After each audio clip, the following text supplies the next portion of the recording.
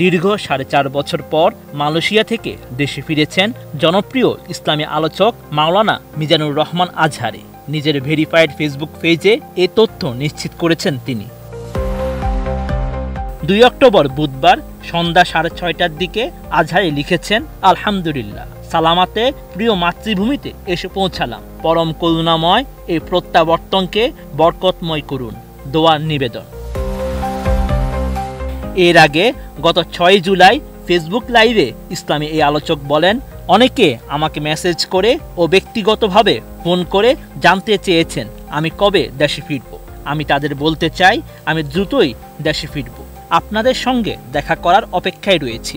আমি নিজেও শিগগির কাম্য মানবিকতার মুক্ত স্বাধীন বাংলাদেশে আমি আপনাদের সঙ্গে সাক্ষাৎ করতে চাই।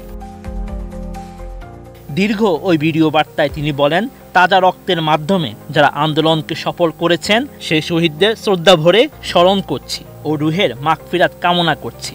আহতদের দ্রুত সুস্থতা কামনা করছি। বৈষম্য বিরোধী আন্দোলনে যারা নেতৃত্ব দিচ্ছেন এবং এখনও কষ্ট করে যাচ্ছেন তাদের শুভেচ্ছা জানাই।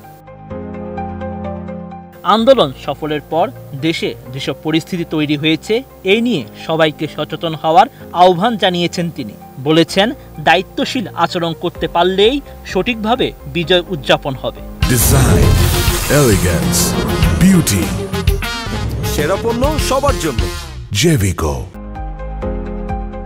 সংখ্যালঘুদের প্রতি অন্যায় না করার আহ্বান জানিয়ে আজহারি বলেন, বর্তমানে অনেকে সুযোগ নিয়ে সংখ্যালঘুদের উপাসনালয় ও স্থাপনায় হামলা চালাবে এবং ইসলামপন্থী ও মাদ্রাসা ছাত্রদের উপর দায় চাপানোর চেষ্টা করবে। তাই যারা এ বিজয়ে খুশি নয় তাদের ষড়যন্ত্র নস্যাৎ করতে সবাইকে সতর্ক থাকতে হবে।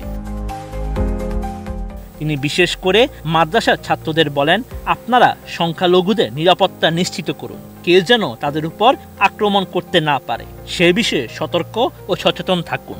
এসব ক্ষেত্রে যদি আমরা ভুল করে ফেলি তাহলে বাংলাদেশে ইসলাম অনেক পিছিয়ে পড়বে। সদ্য পদত্যাগী স্বৈরাচার সরকারের পতনের ঘটনা সামনে এনে আজহারি বলেন, ক্ষমতার দম্ভে আমরা নিজেদের প্রকৃত অবস্থা ভুলে যাই, যাচ্ছে তাই আচরণ করি মানুষের সঙ্গে। কিন্তু সাম্প্রতিক ঘটনা আমাদের দেখিয়ে দিল কোনো অত্যাচারী দীর্ঘস্থায়ী নয়। তাই এসব ঘটনা থেকে আমাদের শিক্ষা নিতে হবে।